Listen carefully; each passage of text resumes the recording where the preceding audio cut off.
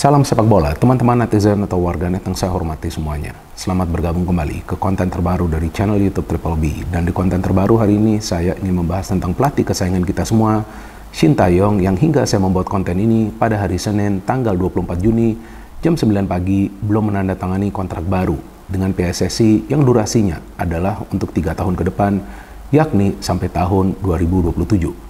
Bukan itu saja teman-teman, belum juga ada kejelasan atau juga kepastian kapan kontrak tersebut akan ditandatangani oleh Shin Tae-yong.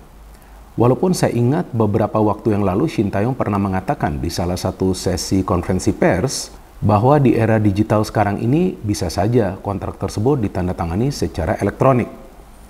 Ya bisa juga sih, tapi ya saya pikir untuk penandatanganan kontrak seperti ini ya biasanya akan dilakukan secara seremonial sih, artinya akan ada acara juga ya, di mana pelatih tersebut akan menandatangani kontrak dan kemudian mungkin juga akan ada beberapa awak media yang hadir, sama juga pada saat mengontrak pemain baru di klub ya, biasanya sih seperti itu, dan mungkin juga akan ada konferensi pers.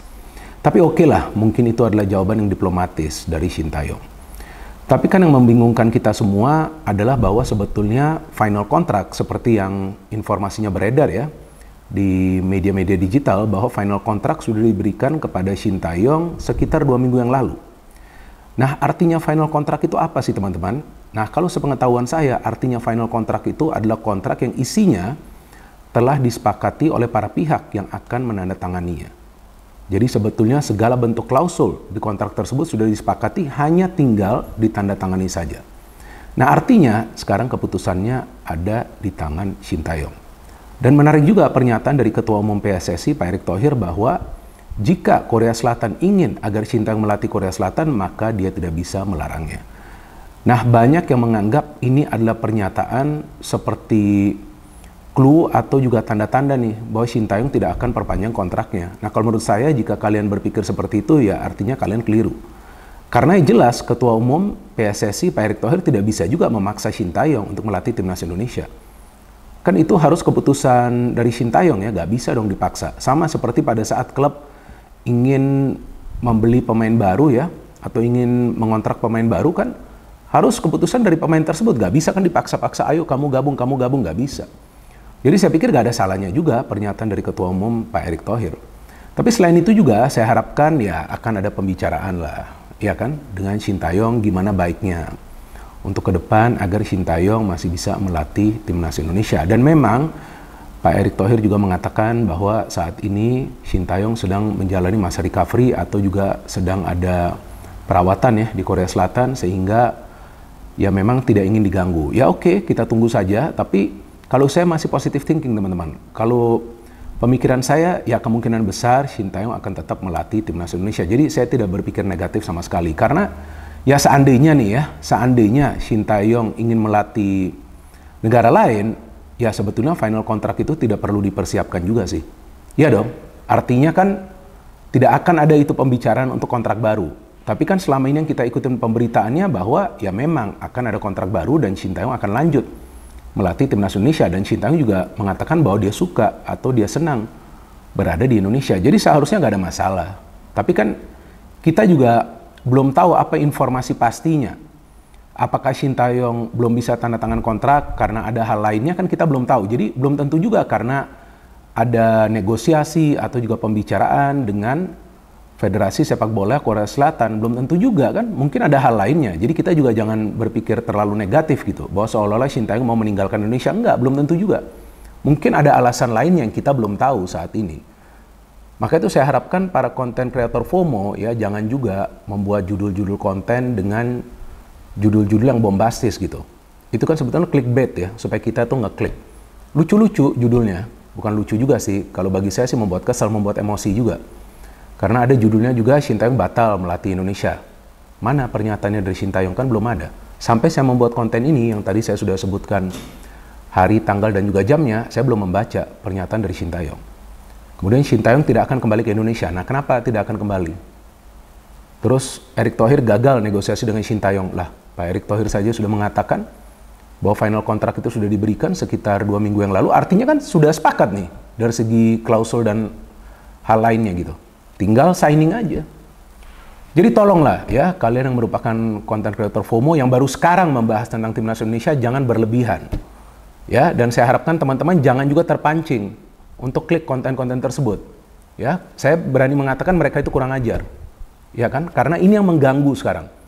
Sebab sekarang saya melihat sosial media nih, waduh, panas banget gitu. Karena banyak yang mulai berpikir nih, Shin Tae-yong tidak ingin kembali ke Indonesia karena ingin melatih timnas Korsel. Padahal kan belum ada kejelasan juga. Itu kan adalah pemberitaan dari media Korea Selatan, semacam spekulasi juga.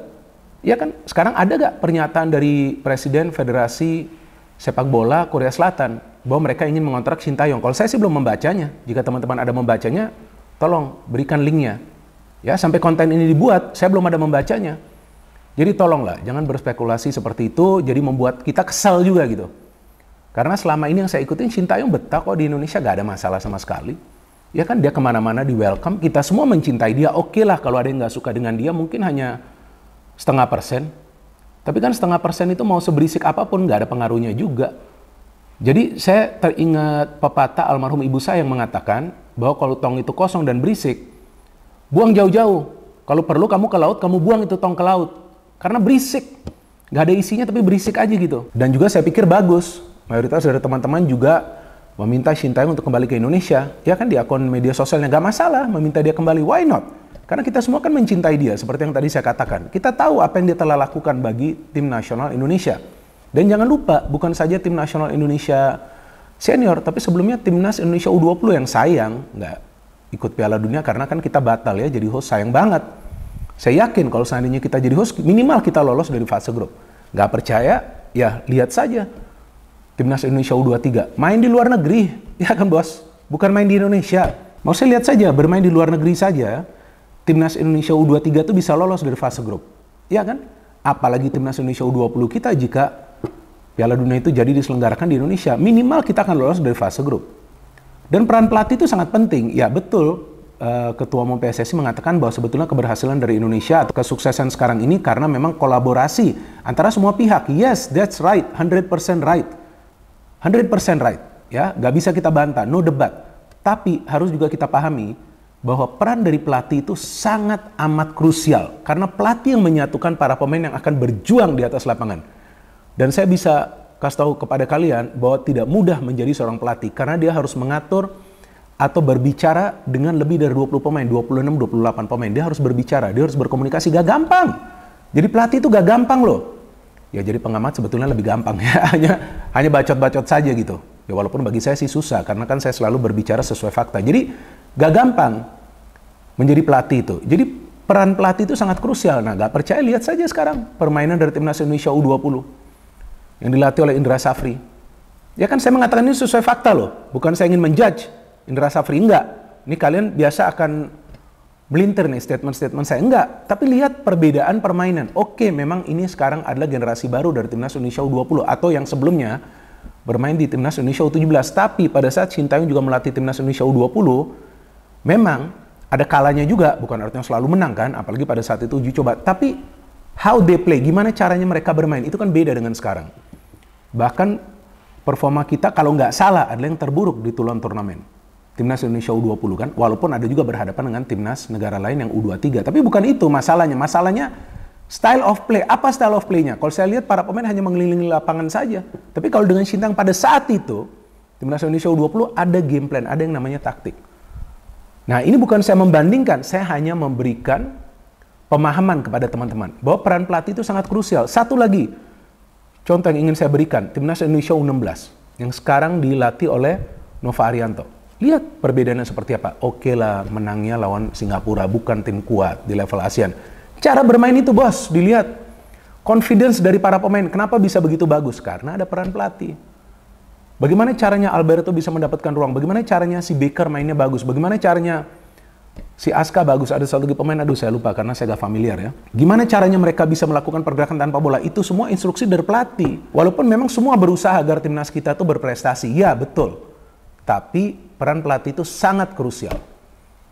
Jadi ya saya pikir ya gak perlu diperdebatkan lagi karena seharusnya sekarang Shin Tae-yong lanjut melatih timnas Indonesia karena ini semua dia yang bentuk. Ini semua dia yang bangun, dia yang pilih pemain-pemainnya. Dia yang mengorbitkan beberapa pemain muda. Ya, dan dia juga bekerjanya dengan baik. walaupun dia adalah pelatih yang disiplin, kelihatan tegas atau juga mungkin keras, tapi dia juga komunikasinya dengan pemain itu baik. Bahkan ada cuplikan-cuplikan, dia bercanda dengan para pemain. Nah, semacam itu harus pelatih. Artinya pada saat memang harus bercanda ya gak masalah, tapi pada saat latihan gak bisa bercanda kan, atau kadang-kadang dia juga sering bercanda ya pada saat latihan. Nah artinya kan dia sayang juga kepada para pemain. Nah artinya untuk saat ini memang kita perlu agar Sintayong tetap melanjutkan proses dengan progres yang dia lakukan di Timnas Indonesia. Tapi seandainya, ini kan seandainya, saya tidak mengatakan pasti, ya kan, jangan lagi nanti pelintir lagi nih ngomongan saya ya. Seandainya Sintayong tidak lanjut melatih Timnas Indonesia, walaupun feeling saya akan lanjut, tapi seandainya kita kan nggak pernah tahu ya. Besok saja saya hidup atau enggak kan saya nggak tahu, ya kan? Atau nanti 1 jam kemudian kan saya nggak tahu. Apa saja bisa terjadi kan di dunia ini. Nah seandainya nggak jadi latih Timnas Indonesia, ya PSSI harus mencari pelatih baru mulai bulan ini juga, sebelum bulan ini berakhir. Iya dong, karena nanti September kan kita akan mulai bermain juga di round 3 kan. Nah, saya nggak tahu apakah nanti pelatihnya akan dari Eropa atau juga akan kembali dari Asia, walaupun banyak di antara teman-teman inginnya pelatih dari Eropa ya. Tapi cocok atau enggak untuk kita, belum tentu juga kan.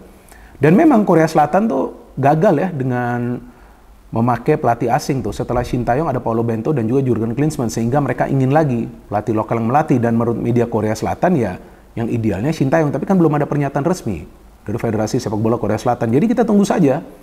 Ya, dan kita tetap positive thinking. Kita nggak perlu berpikiran yang aneh-aneh gitu. Ya, kalau kita positive thinking, kita akan sehat juga. Dan kita berharap agar Sintayong bisa tetap lanjut melatih Timnas Indonesia. Itu saja yang ingin saya sampaikan teman-teman, agar kita semua bersatu, kita semua menunggu jawaban atau juga ya penandatanganan kontrak dari Sintayong. Dan kita tunggu juga nanti undian dari round 3 ya, yang rencananya akan dilakukan pada tanggal 27 Juni nanti. Kalau nggak salah siang hari itu, kalau nggak salah pukul 14.00 waktu Indonesia Barat di waktu Indonesia, yang akan dilakukan di markas AFC ya, di Kuala Lumpur, Malaysia. Oke, itu saja yang ingin saya sampaikan teman-teman. Kita terus berpikir positif dan kita tidak boleh lelah mendukung Timnas Indonesia. Baik di level senior, U20 dan juga tentunya di U16. Dan U16 nanti akan main lagi kan nanti malam. Kita nonton dong pertandingannya, kita dukung Timnas Indonesia U16. No hate, no politics, only football. Salam sepak bola.